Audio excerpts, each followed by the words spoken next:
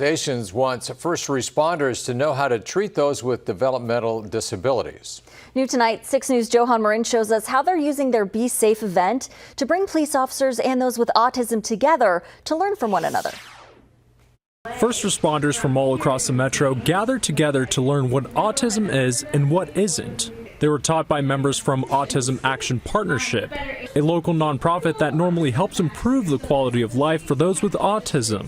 Be able to equip them with the tools that they need to have safe interactions that are successful for everyone. Wendy Anderson with Autism Action Partnership says they do that through various interactive workshops like the ones today.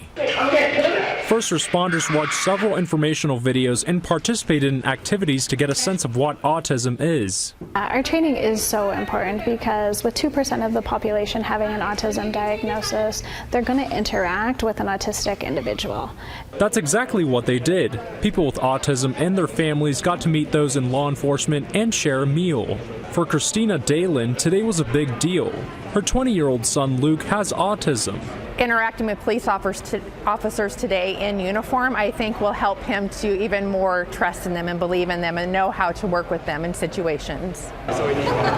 While Luke and her mother got a good laugh with first responders, Dalen believes more law enforcement officers should have a better understanding when in situations with someone who has a developmental disability. I think if they have a deeper understanding of people with disabilities, that they can do their best job, because if they don't know, it can be scary for them. Autism Action Partnership will continue to work with other law enforcement officers all across the metro to not just train them how to be a mentor to those with autism, but how to build trust with the overall community.